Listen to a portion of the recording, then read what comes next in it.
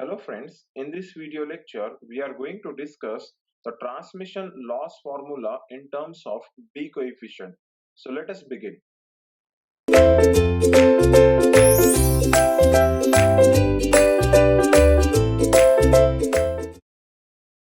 So friends, in our previous discussion we have seen the optimum generation scheduling neglecting the losses. But definitely in practical power system we do have the losses. So we need to have the idea of losses which are occurring on the transmission line, okay, so that we can include that in our discussion to find out the generation scheduling, again the optimum generation scheduling including the losses. Okay, so now in this lecture we are going to discuss the transmission loss formula in terms of B coefficients. So let us begin that. Actually, the exact formula of the transmission loss or whatever power which is being lost in the transmission line, the actual formula it is given by Kron. Okay, but in this discussion we are going to make certain assumptions so that we can have a simplified transmission loss formula. Okay, so to understand that, just consider these three figures given. Okay, here let us assume that two generators, they are connected to arbitrary number of loads. Arbitrary means any number of load can be there. Okay, I'm considering only two generators, generator 1 and generator 2, they are supplying some number of loads here.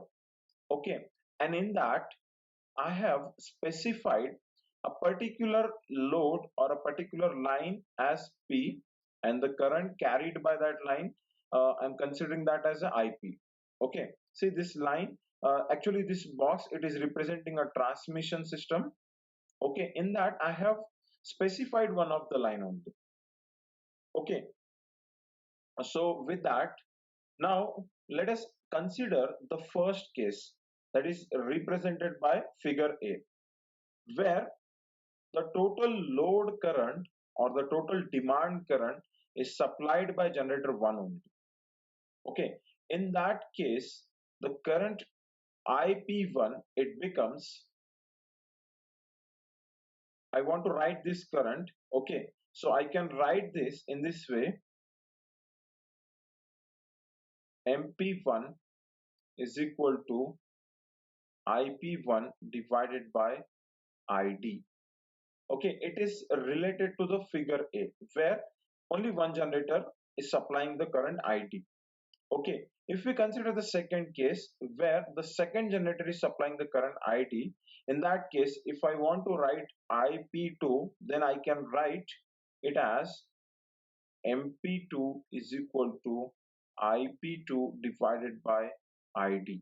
Now you might be getting a question that it is clear IP1, IP2, the current on the transmission line, and ID is the load current or the current injected by the generators. But what is this MP1 and MP2? The MP1 and MP2, these are nothing but current distribution factor. These are current distribution factors. Okay, see this MP1 and MP2, it depends on the resistance, or I can say the impedance of the system and interconnection of the transmission system. Okay, and it is not depending on the ID. Okay, so now if we consider the third case where both the generators are supplying the current, so in that case we can or I can write IP, this current IP, it can be written as, we can take the help of superposition theorem to write this. So with that I can write it as IP is equal to MP1 into I1 plus mp2 into I2. Okay, so let us mark this as equation number 2. Okay, so now I wanted to make some simplification or some assumptions at this point. Okay, so to make the equation clear, I wanted to add some simplifications and assumptions here. So let us write that.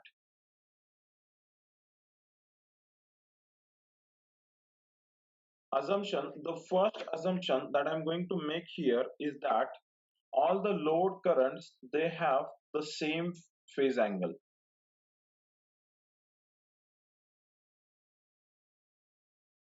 Have same phase angles. Okay, this is the first assumption. If I want to write this in terms of derivation or in terms of this equation, I can write this as id1 to the angle del 1 minus phi 1, it is equal to id1 to the angle theta 1. Okay, now what is this del 1 and phi 1? Del 1 is bus angle. Okay, bus 1 angle, and phi 1 is the load angle. Okay, we can say it as a phase angle or load angle. Okay, so first assumption what we are making is that all the load currents, they are having the same phase angle. Okay, and that too with reference to some reference. The second assumption is that the x by r ratio is same for all the lines. The second assumption is it is that the x by r ratio is same for all network branches. So if we go with these two assumptions, I can say that, or what we can make conclusion here with these two assumption, the current IP and ID, or else we can say IP1 and ID, and this group IP2 and ID, in these two cases both these currents and both of them will be in phase. Okay, will have same phase, because what we are considering, the load currents are having same phase angle, all the loads are having same phase angle, and x bar ratio is same. If it is the case, then definitely we can say this IP1 and ID1 will have same phase angle, and this IP2 and ID is again having same phase angle. Okay, so let us write for IP1 and IP2 in terms of the phase angles. So IP1 in terms of its phase angle, or moreover, instead of IP1, let's write I1. We can write in terms of its phasor form as I1 magnitude to the angle, let's say the sigma 1. Okay, and similarly we can write for I2. I2 can be written as magnitude of I2 to the angle, that's sigma 2. Okay, so this sigma 1 and sigma 2, these are the phase angles of I1 and I2. Okay, now get back to that equation number 1. It says that IP is equal to MP1 into I1 plus MP2 into I2. Okay, so with reference to this equation number 2, I can write it as, writing here from equation number 2, we can write IP1 square if I make, so I'll get here MP1 I1 cos of sigma 1 plus mp2 I2 cos of sigma 2 bracket square plus mp1 I1 sine of sigma 1 plus mp2 I2 into that sine of sigma 2 bracket square. Okay, if you open up these brackets by applying a plus b bracket square formulas here, so you will get this term. You will get it as ip square.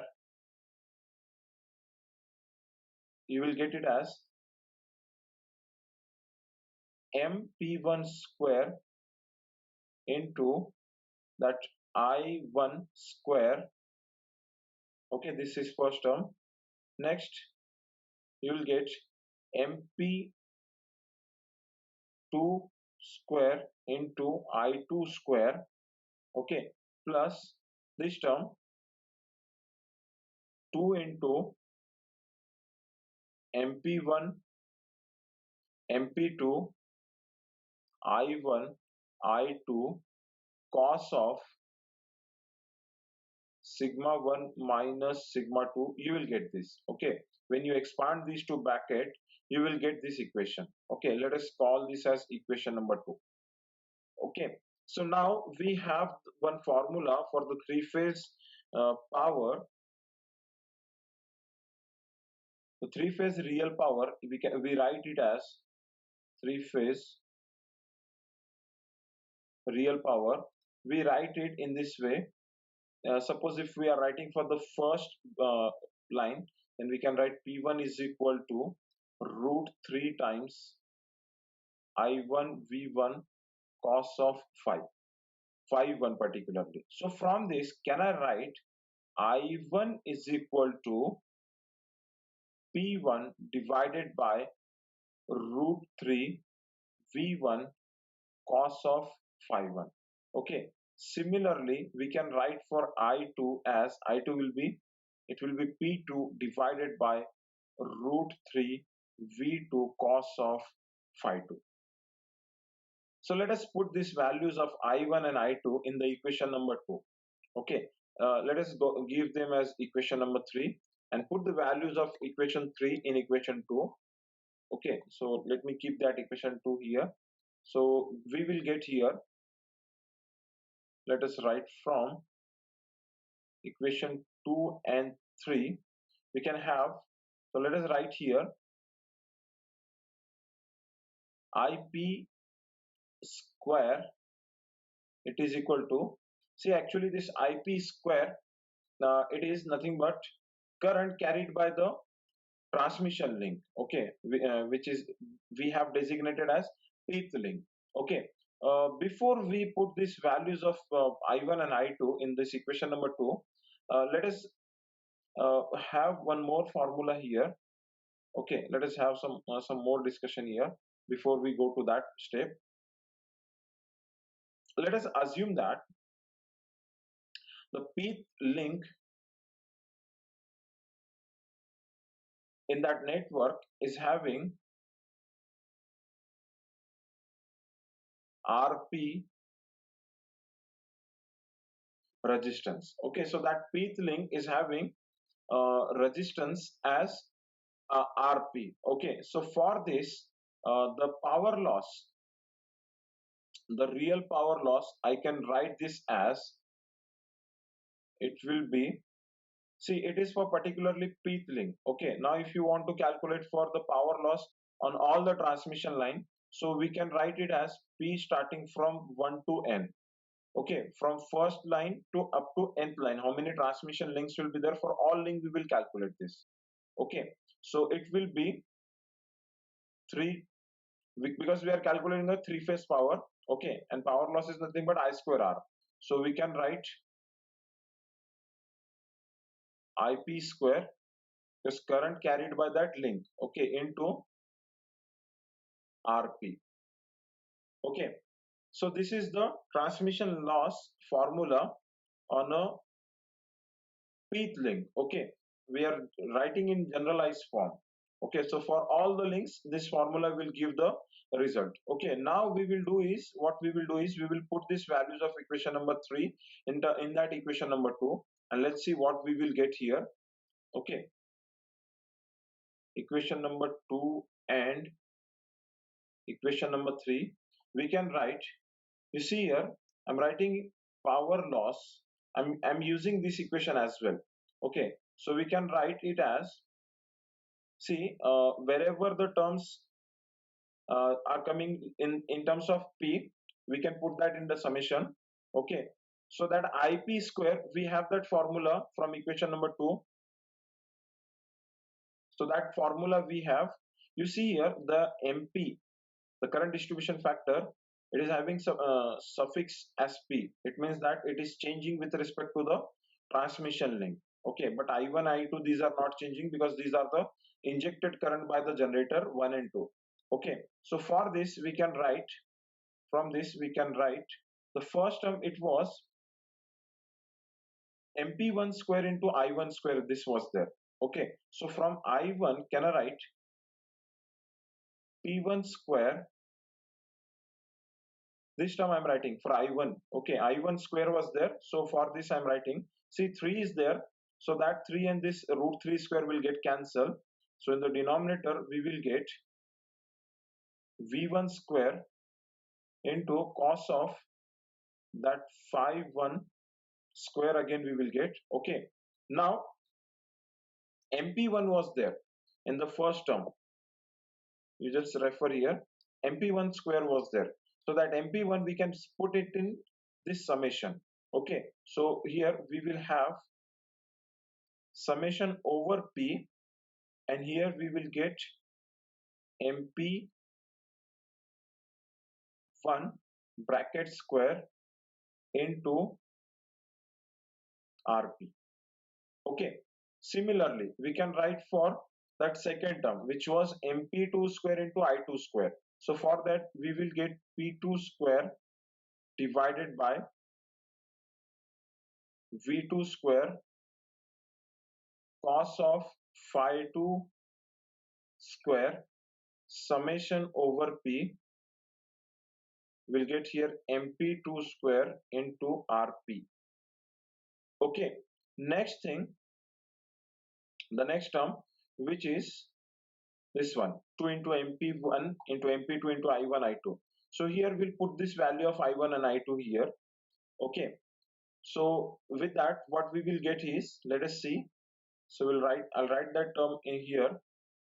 Okay, so we'll get here 2 into p1 p2, again you see that root 3 from I1 I2 denominator, root 3 will become 3, that 3 and this 3 will get cancelled. So in the denominator we will get v1 v2 cos of phi 1 into cos of phi 2. Okay, summation over p, in that we will get mp1 into mp2 into rp. Okay, so this we will get, again we do have that cosine term in the numerator, it is cosine of sigma 1 minus sigma 2, so I'll write that term here, cos of sigma 1 minus sigma 2, I'll write this term here. Okay, now we got this power loss equation. Okay, we got this power loss formula, generalized formula.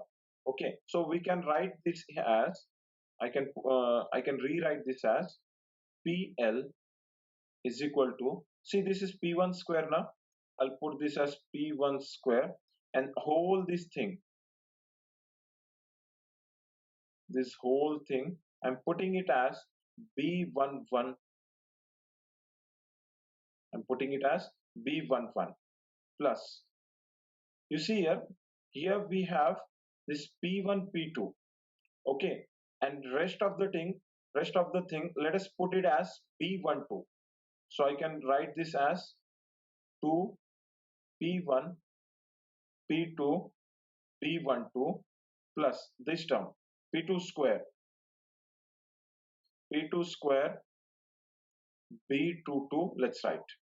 Okay, so from this I can write this B11, it is, let us refer that equation, it is nothing but 1 upon